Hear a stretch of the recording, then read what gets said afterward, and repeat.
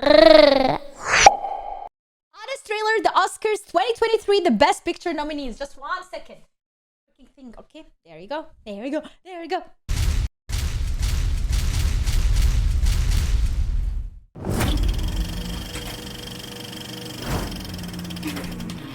It's time once again for the Oscars, the show that's only worth watching to see what goes horribly wrong. This is not a joke. Moonlight has won Best Picture. And the Oscar goes to Crash. Oh, wow! Since you probably only saw Top Gun Maverick and Avatar 2 this year, here are honest trailers for all 10 Best Picture nominees to help you catch up. Wait, I did watch this one, the tomorrow of the yesterday or whatever. I watched Avatar. Is that Avatar? I guess. I watched this piece on the front or something. I watched this one, Tom Cruise movie, and that's it. What is this? Before the ceremony. From the creator of Big League Chew, which should really come with a Lifetime Achievement Award, and an actor so distinguished, you have to pronounce her name like this. Kate Blanchett. Comes a bunch of classical music talk that will go over your head. Marin Alsop, Joanne Falletta, Laurence Elkilde, Natalie Stutzman. Visual symbolism you won't understand, and nuanced thoughts on the nature of power and prestige that will be ignored in favor of the same cancel culture bad debate for the millionth time. But after watching Kate Blanchett, remind the audience they're uncultured slobs for 3 hours.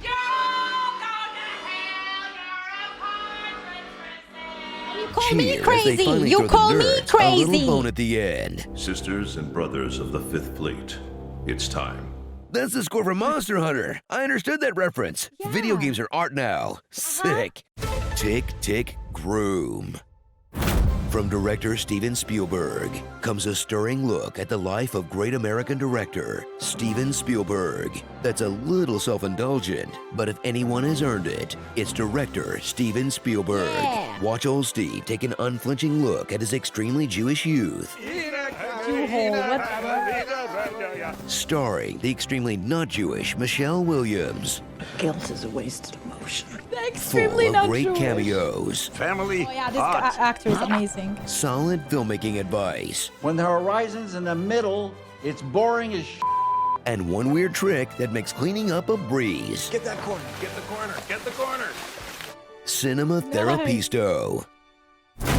You laughed as the menu parodied the elite world of fine dining. You chuckled as the Glass menu, I Onion watched reminded us it. billionaires aren't so smart. You smiled when the White Lotus mocked the rich for being unable to let loose. Now, get ready to say, okay, I get it already. With Is this 2022's movie? fourth. Unfortunately, this woman is dead. This actress. She died. She didn't even see the premiere of her movie. And she was so amazing. I watched this movie in cinema. And then I'm immediately like Googling before leaving the cinema about the actress because I liked her so much. And it apparently she was dead. And her fiance, she had a fiance and her fiance went to the premiere. And I saw in the cinema they had these cards for her. And I picked one. Let me show you.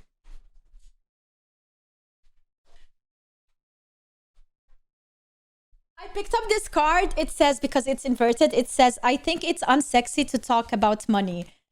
And this is her. And I have a dead woman's picture in my room. Don't ask me why. I think in a way, psychologically, I had it just to say that beauty is fleeting and it doesn't matter how young or old you are. You can die in a split of a second, not even knowing what's going to happen. So use all your days and be grateful that you're alive.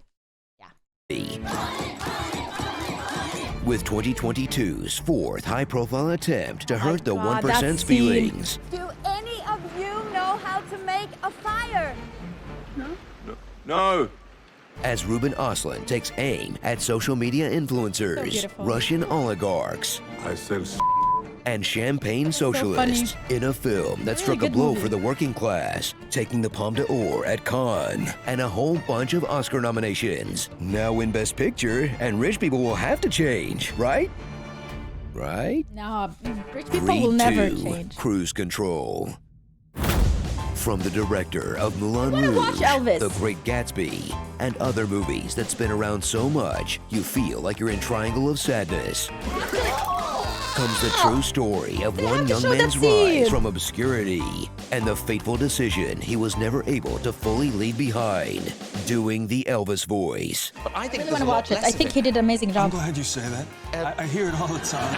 Sure, Austin Butler's from Anaheim, Only thing about Austin that I'm sad about that he's not with Vanessa Hudgens anymore. Just saying that out there. California, but 2 years later, he's still doing King Face. You know, I don't think I sound like him still. He still speaks But like him.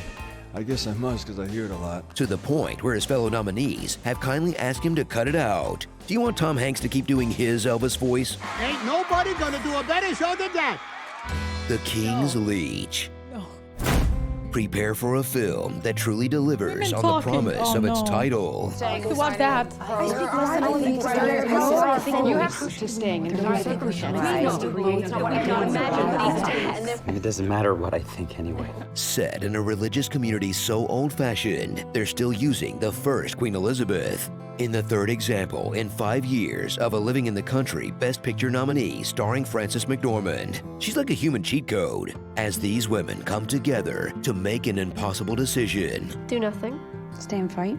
Leave. But you know, no matter what the outcome, women be talking. You women realize we are talking about leaving. I want to talk about my horses, Ruth and Cheryl. We need to discuss options for the men and the older boys. Would it be a good idea before we list the pros and cons to talk about exactly what it is we're fighting for? I want to tell another story about Ruth and Cheryl.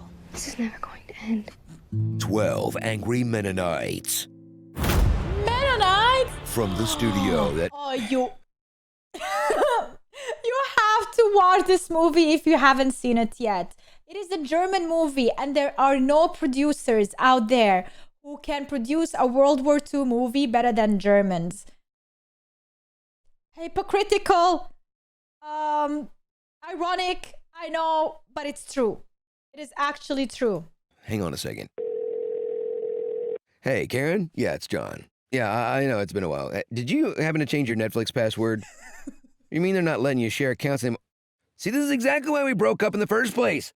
Based on the required reading you have remember from grade school, comes a reminder that war never changes. And So neither sad, do this movie. war movies. Featuring all the required hits. The trenches, You just say they have experience. Oh. shellings, gas masks, shell shock, stubborn generals, vets who can't go back to civilian life, pew pew bang bang, etc. In this epic prequel to World War II, that after 1917 Savage. has made World War I the favorite setting for directors' most prestigious Call of Duty trick shot montages. Oh my God! No way! There's no way, dude! Woo! Kill streak tanks! Soldier Boy, I tell think this 'em. was actually World War One. It's a sequel to an Sure action anymore, was movie it? that audiences actually liked. So there's zero chance of it winning Best Picture, right? Still, enjoy this victory lap for the most crowd-pleasing Wait, it was film World War of the One. year They had that may not LMGs. have much to say beyond Jets Go Vroom. But hey, Tom Cruise has pulled off more impossible stunts in the past, and no other nominee courts the boomer vote quite this hard. You kind of said it. Guys, I can't concentrate anymore. Was the Quiet movie about World War One or World War Two? Because I have a feeling it was about World War One because they never witnessed a tank and they first time saw a tank there, even though the tank was so bad. And there were so many infantries and there wasn't even Hitler in the movie. All right, we are actually doing this. What's the name of the movie again? Not this. All Quiet on the Western. Okay. War breaks out in Germany 1914, you guys. It's World War One. I knew it because the reaction to that tank was the reason I figured it out. Tanks were a novelty at the end of World War One. For extinction. Maybe so, sir.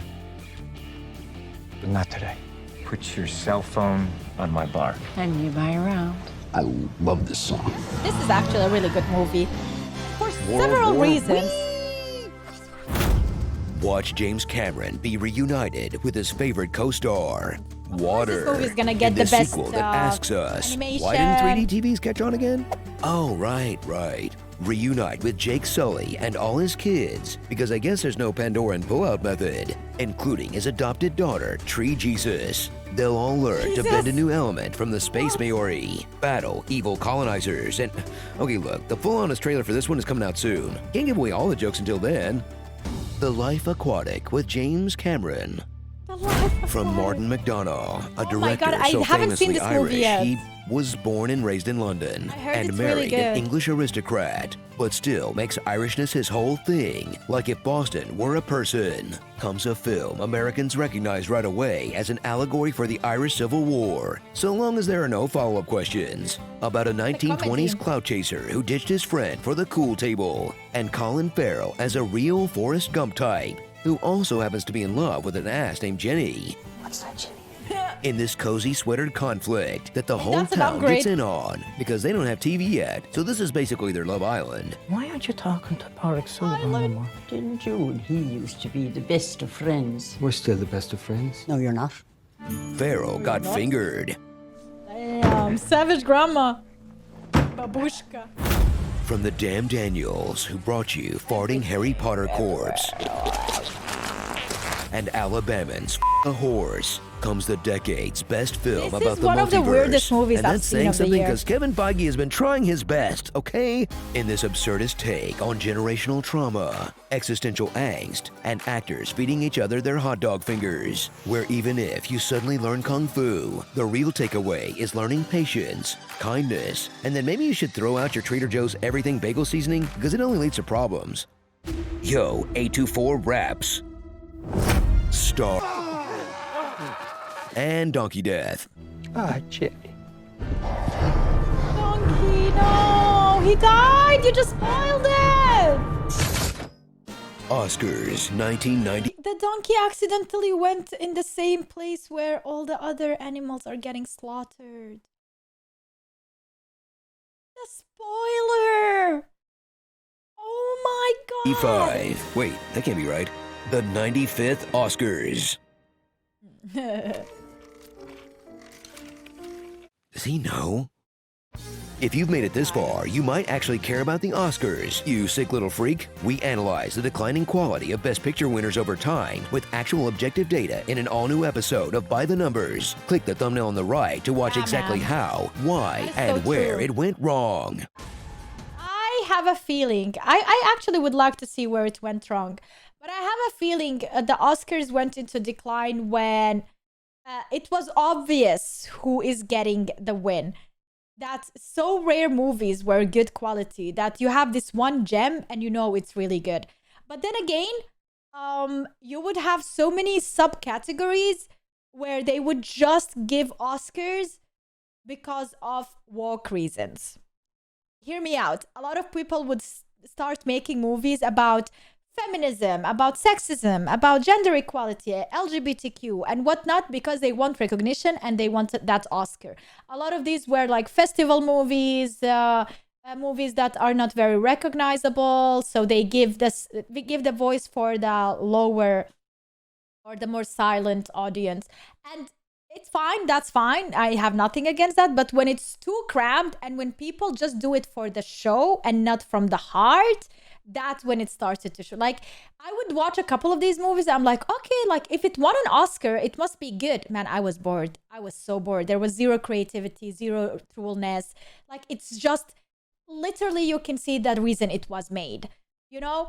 And that's why I kind of stopped really caring about the Oscars. At this point, it's so predictable. Like, they have to give a movie, like they have to give a win to this specific category, then this specific gender, then this specific sex, then this, you know, like they always have to make it like balanced so people don't hate on them and whatnot. So yeah, they went woke. And the Oscar goes to Man Gets Hit by Football. Keep my wife's name out your ampersand number, $% mouth. I would have gotten away with it too if it weren't for those meddling screen junkies. You must gather your party before venturing Thank you for sharing, forth. guys. Love you.